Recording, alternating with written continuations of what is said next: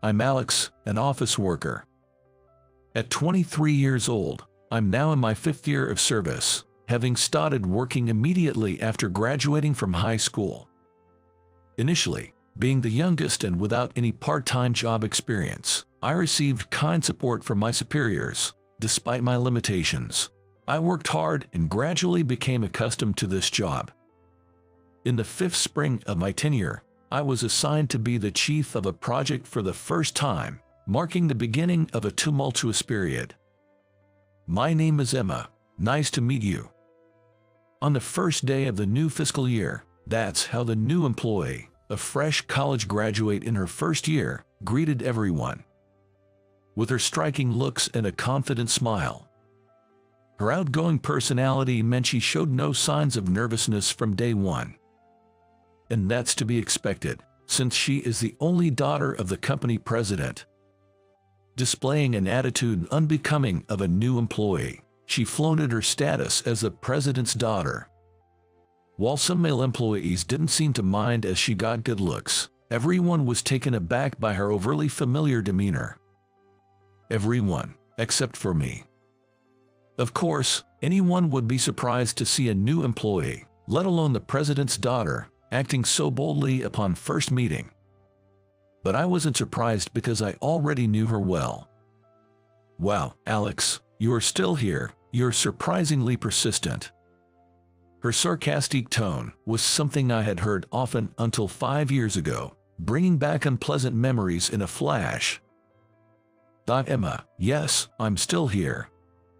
You were so dull and clumsy, but now you're dyeing your hair and getting all cocky. A corporate debut, too late, it's hilarious. Yes, she was my high school classmate. Hair dyeing was prohibited in high school. I'm not trying to make a debut or anything. As I replied modestly, she said, well, talking back now, how cheeky. Cheeky, we're the same age, despite being technically my junior at the workplace. But to Emma, such details didn't matter. Whether a new employee or not, being the president's daughter seemed to grant her a pass for her behavior. Even though she was always haughty, arguing with her was futile. Any response would just be met with a condescending comeback. I had experienced this countless times during high school. I first met Emma in the spring of our sophomore year. We became classmates from that year. Emma was already standing out from the start of the new term, at the apex of the girls' groups. As for me, I have a few friends but not many, and I'm not particularly noticeable. I'd say I'm about average or slightly below that within the school. So, I never thought of interacting with Emma in her group, but from the very first meeting, she started with her sarcasm. Hey, is that fun? At the time, I was into card games and would play with friends during breaks. After eavesdropping, Emma deliberately asked that. Well, it's fun, I said. To which she laughed loudly and commented, seriously, nerds are like kids, doing the same things as elementary schoolers. Despite never having spoken to me before, she deliberately approached me just to say something like that.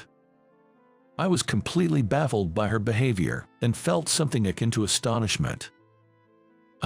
As for me, I think wearing makeup and accessories against school rules and getting scolded by teachers every day is way more childish.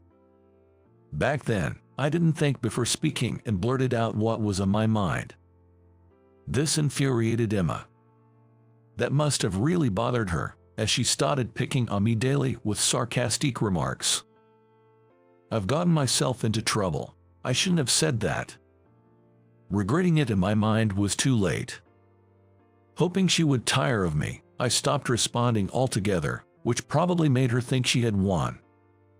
We ended up in the same class for all 3 years of high school, and I had to endure her sarcastic remarks every day. It wasn't outright bullying, but being subjected to daily sarcasm was quite mentally taxing. The worst part was her comments about where I was going to work. Hey, I heard you got a job. Though I hadn't told anyone but my close friends, somehow Emma knew about it. Wondering how she found out, I simply replied, "Well, yeah." Pitiful that you can't even go to college. Are you poo or something? Choosing the wrong family to be born into really makes life hard, doesn't it? I'm so glad I'm me, she taunted.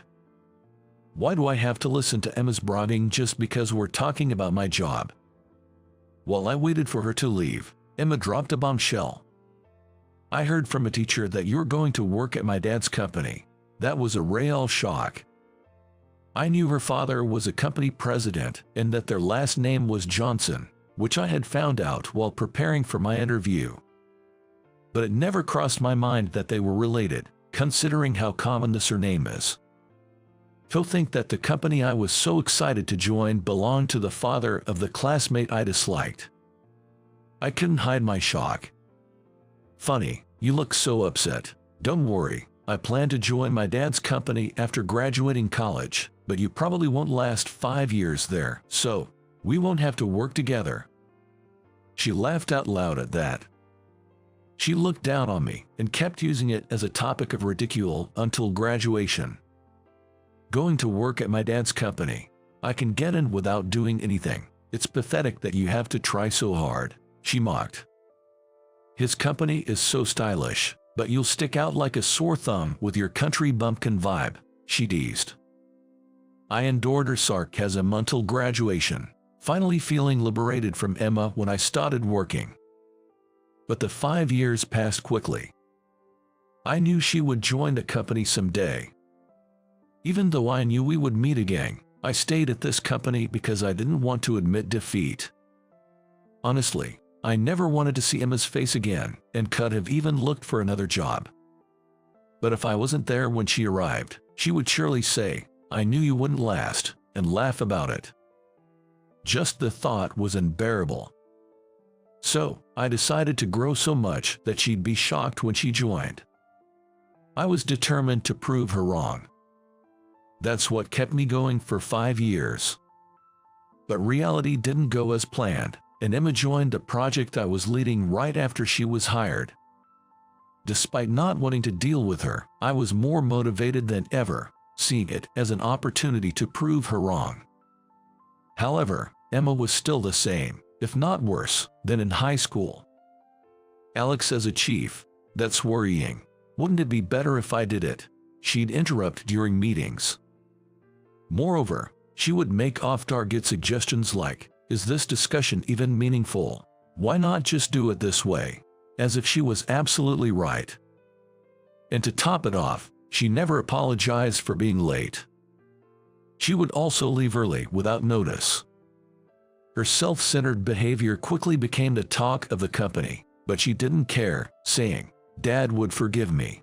I'm a special case as the president's daughter." No one dared to confront her due to her father's influence.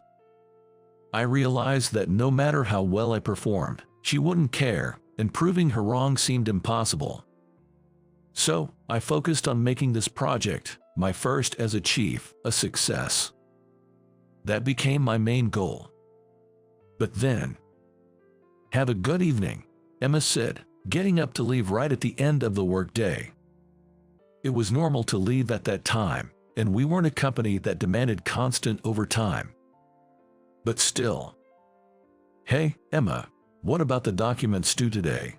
Feeling genuinely worried, I had to ask. There had been documents due for weeks, and Emma hadn't submitted them yet. "Oops, I forgot. Alex, can you handle it?" Hearing that response, I couldn't just stay silent. "No, that's impossible. I've got a lot to do myself, and everyone else is busy with their work too. You can't just pass your tasks to others. You need to take responsibility and finish your own work. If this were a private matter, I'd prefer to ignore it, but this is work, and it can't be taken lightly. This could cause inconvenience to others and our clients." Then, unusually raising her voice, Emma said, "It's ridiculous that I can't leave at the end of my shift. I was busy, so it can't be helped. Isn't it your fault for assigning more work than can be done by the deadline?" Indeed, I think there is some truth to her point about work allocation. But honestly, I knew from the beginning that Emma wouldn't work seriously. I had only asked her to do basic documentation, and she spent most of her time on her phone or browsing makeup online, hardly working at all. Hearing her say she was busy when she planned to leave on time just didn't sit right with me. Busy? What were you doing today then? Tell me what work you did.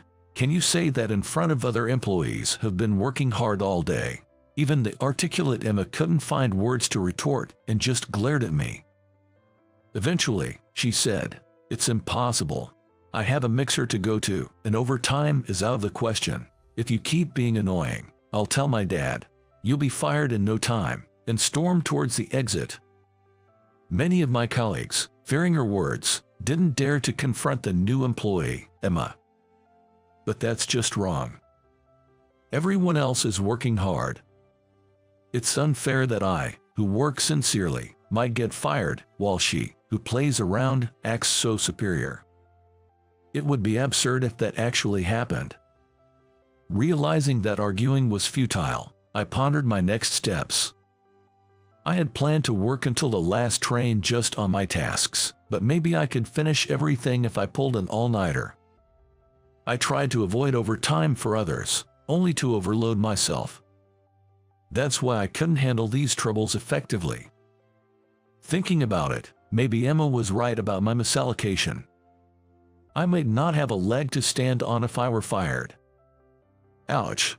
I heard Emma's voice from the direction of the door and looked over. There stood a person I didn't recognize. A middle-aged man in a clean, sharp suit, someone I had never seen before. As I wondered who he might be, I heard Emma say, "Dad, why?" And then I realized. This man was Mr. Johnson, the president, whom I was meeting for the first time. If he had witnessed this whole scene, things might be resolved quickly. Was I about to be fired immediately? Frozen with fear of what President Johnson might say, I noticed Emma acting strangely. Well, I expected her to claim I was bullying her and push for my termination, but she seemed flustered. Then President Johnson simply said, "No need to say anything." Emma fell silent, unable to argue back. It was the first time I saw her so compliant, which was, of course, expected. "You're fired, effective today." With President Johnson's next words, the office fell into a hushed silence. So it's come to this. President Johnson is human too. Seeing his daughter upset would naturally affect him. But was I wrong? What was the right thing to do as a chief? It's too late for regrets, but I couldn't help feeling frustrated. "Yes, I apologize," I answered softly. I had a lot of counter-arguments in mind, but I doubted that talking back to President Johnson would change the outcome. After all, he's Emma's father. Just as I had resigned myself to the inevitable, President Johnson said, "No, there's nothing for you to apologize for." Shocked, I looked up. What? There stood President Johnson with a look of exasperation, and Emma, pale-faced. "It's you, Emma, who's being fired. Did I ever say you could do whatever you want just because you're the president's daughter? You seem to be under some misconception. I let you join this company not because I thought you could do as you pleased, but as a learning experience, given your naivety and selfishness. I thought it would be too troublesome to have you hired elsewhere, but it seems my message didn't get through." From his demeanor, President Johnson was quite different from what I had imagined. I had always thought he doted on Emma and spoiled her. He seemed strict, and Emma looked tense in his presence. "Sorry, Dad, I'll be serious from now on.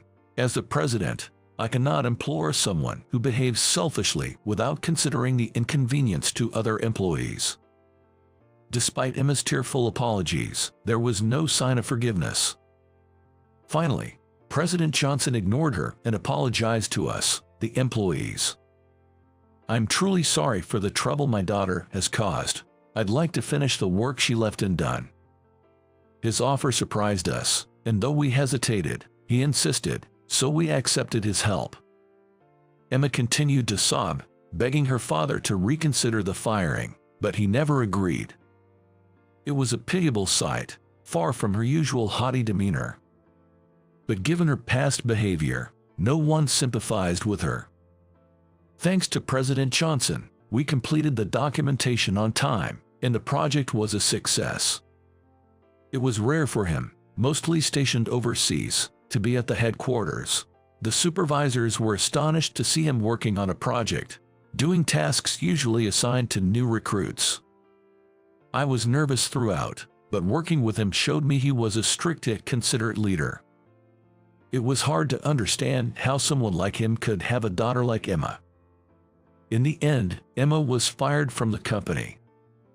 I heard through the grapevine, and I'm not sure if it's true, but apparently, President Johnson had told her that if she couldn't make it in this company, the next step would be training at a rural subsidiary factory. I don't know what she's up to these days.